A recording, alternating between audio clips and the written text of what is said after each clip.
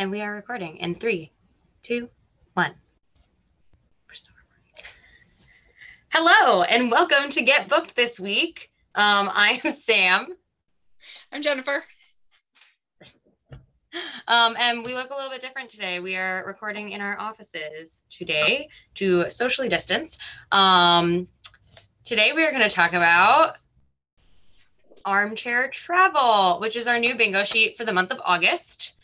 Jennifer is kindly holding up all of our suggested titles and what the bingo sheet looks like. So we talked today, we are going to do places. We talked about doing different continents, and so we're going to set some place that we've never been. But I think all of our books really do kind of fit into multiple squares, so we're really giving you like a heads up, like, here you go, start your month off strong with this bingo sheet, right? Yes. Yeah. Agreed. Okay.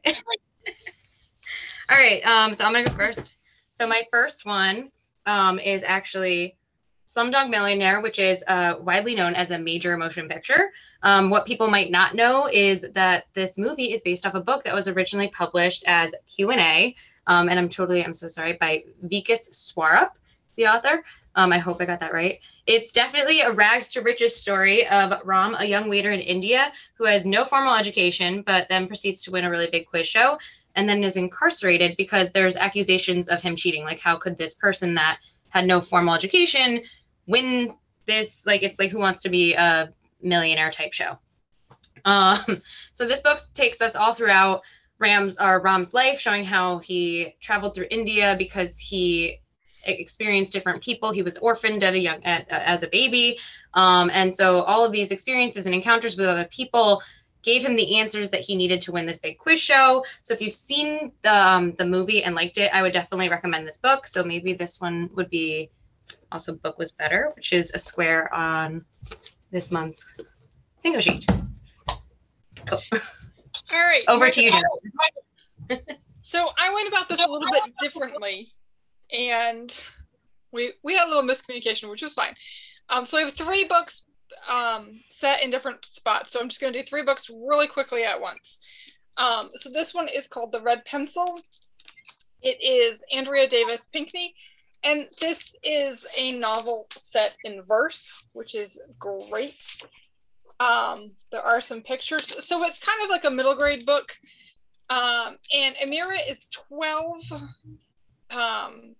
But the militia come into her village, and life as she knows it is completely gone.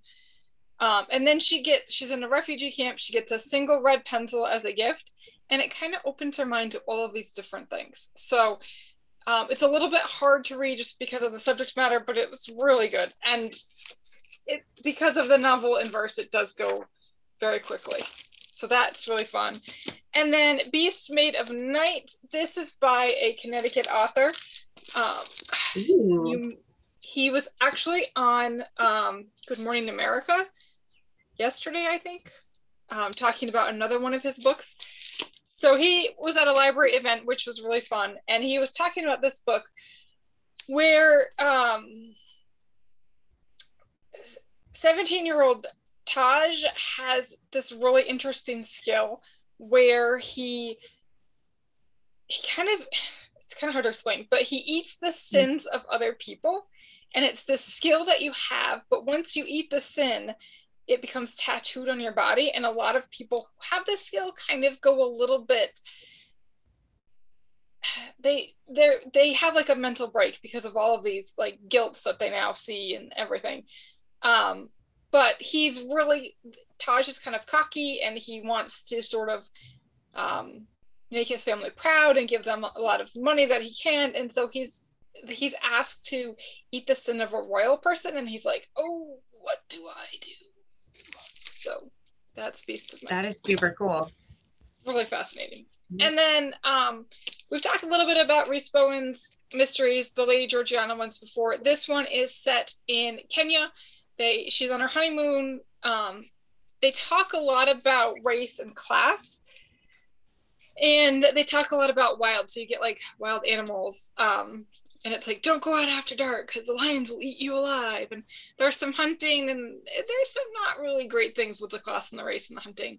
But it's a really interesting, obviously it's a murder mystery, so someone's murdered and they kind of have to figure out, but there's, you know, all these kinds of people who could be the murderer. So that was an interesting look at that. So that one would not fit the animal lovers square, you don't think? Probably not. No, okay. Luckily I have one that actually might fit that. Next. So whenever I need an escape or just an overall happy-ish read, I'll reach for Sophie Kinsella. And this is something that like my mom and my sisters and I, we've all read like all the Sophie Kinsellas. So I think almost all of her books, maybe there's like one exception, take place in the UK. So My Not So Perfect Life takes place in London, but it also involves going back to the family's farm to like help out setting up like a vacation business at the farm. So this one actually covers a few squares, like maybe kind of small town charm because like you're returning home, sort of, or even animal lovers, like I said, would fit. I would even say Forced to Flee would fit here because Katie returns home to make her family farm a beautiful vacation spot after getting fired. So she like kind of has to like, you know, run back home with her tail between, like, you know, I would want to go back home if I got fired from my big city job, right? So she wants to, with her family, set up this vacation spot so that people can get away from the hustle and bustle of like crazy London. So there's some romantic elements here, secrets come out and more. And I highly recommend any of Sophie Kinsella's books if you're interested in something like normal and relatable characters that live in the UK. Like, I feel like it gives a really good look at life, like in London or England or even Scotland. I think some of them are. Cool. It's fun. I love horror stuff. That one was a really cute one. I liked that. That's the glamorous camping one, right? Yes, glamping. Which, oh wait, I wonder, there is, I think, we're going on an adventure maybe? I don't know. Some of these. All right, so this one I just finished reading, Tokyo Ever After, and it's checked out. Somebody else had it on hold. So this is kind of like a Princess Diaries set in Tokyo, where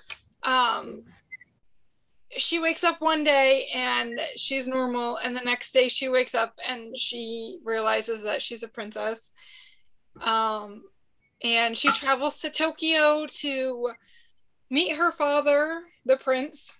Her parents never got married, and she's sort of trying to learn ways in Japan, and it does not go well at all. There are these royal cousins who hate her and they don't want to share the spotlight, so they're constantly tripping her up. So you have some mean girl parts to it. And it's kind of like a fish out of water. She's trying to navigate things, and there's some family stuff, and it's really sweet. I loved it. It was great. This book, A Time to Dance, this is about a girl who is a huge dancer, and then she is in a bus accident and her leg is amputated. So it's kind of about her trying to figure out like how to dance again, if she wants to dance again, and kind of mentally work through that. This is also another one of those novels in verses. These two are teen books. And this one is set in India, and it was really good, and it was kind of heartbreaking to read, but it was really empowering at the same time. Good for the people who love like the gymnastics and the gymnasts and those kind of things, which is great. And then Maureen, Somewhere Only We Know. So this is also set in Tokyo. Nope, this is set in Hong Kong. So she is the biggest pop star the K-pop star on the scene. And she sneaks out at 10 o'clock one night for a hamburger and meets this guy, Jack, who is a paparazzi. And she's not supposed to be there. And so they have like this night of kind of fun, and she's kind of like, oh, what's going to happen next? And Maureen Gu, I think this one and another one of hers just got optioned for either Netflix or some kind of movie deal. So I'm really looking forward to seeing those adaptations because it's cool. Those were my set in Asia books. Awesome. Yeah, you really followed the prompt that I suggested way better than I did. So we're doing great today, everybody. So my next one is a super popular book. So Matt Haig's The Midnight Library. It's one of the most popular books of this year, and trust me, like, it did not disappoint. It's not really like a travel book necessarily, but it does take place in many different locations. So I think that it fit in. So it makes us think about what would happen if we chose another path in life. And for the main character, Nora, that means ending up in different places if she altered like one thing. So whether that be your crazy life in the Arctic Circle as like a researcher, or Australia with your best friend, or visiting Brazil for like a really cool reason, and more, we're taking on Nora's journey through all of the different variations that her life could have been. I think this one implants us into all these different places, and we're exposed to different cultures and different versions of this one character. So this one would cover a few squares too. So like maybe kind of starting over later in life, even though she's not later in life, she does start over many times. Arctic expedition. So I just think that this was a really great read and would highly recommend it to anyone who likes something definitely a little bit different. It's funny you mentioned Arctic expedition because my next set takes place in Alaska. That was such a good segue. It was. We didn't even plan that. No. So I read this book by Debbie Macomber, Alaskan Holiday. So I love Debbie Macomber books, and her covers are always great. They don't always perfectly match, because I don't remember everything in this book that had like the dogs. But she always has like a holiday book, and those are always, anyways, they're fun. So this book made me want to travel to Alaska. So Josie had a restaurant job in Seattle, and but before she gets the job, there was like a lapse between the job that she has in Seattle, and so she takes a job in Alaska, in this really remote place in Alaska, and it's a small town, and she kind of comes to know the community, and she starts to really like it, and she's like, do I really want to leave Alaska and take that job in Seattle? And of course she meets a man, and there's, some romance there, and it's near Christmas, so it's great. This book, The Tourist Attraction, the sequel is Enjoy the View. So The Tourist Attraction is,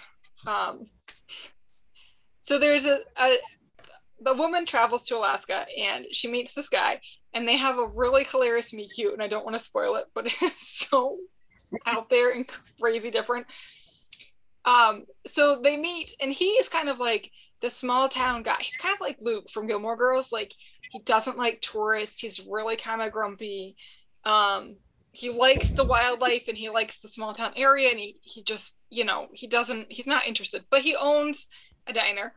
And they have like these really interesting menu things, and he does things sometimes for different tourists. Like, he has this crazy weird drink.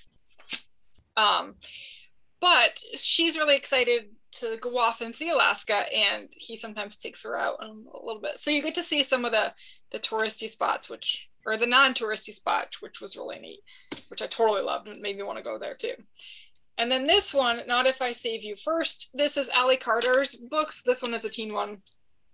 And this is set in Alaska. So the main girl here was Maddie. So Maddie and Logan were best friends. Logan is a president's son, and Maddie used to live in the White House, or her dad used to work in the White House. But something crazy weird happened, and she and her dad moved to the wilds of Alaska. And she's learned to, kind of cope with that. And she has a bedazzled hatchet, and, she knows things. And she hasn't heard from Logan since. But one day he shows up on their doorstep, and her dad, I forget what happens, but her dad is off doing something, and this assassin guy comes for Logan, and they're like, oh.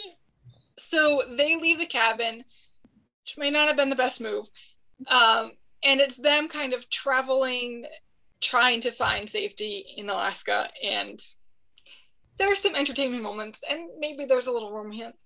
It was really great. I do not want to be in the wilds of Alaska like this. That's not my idea. But I'd like to see like the snow and the pretty parts.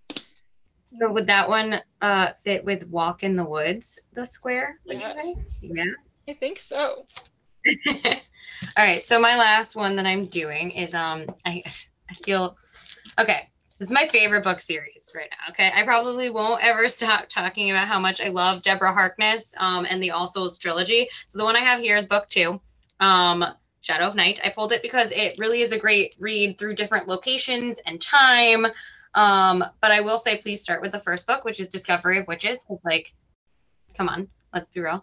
So this series follows Diana Bishop, who is this scholar at Oxford of alchemy.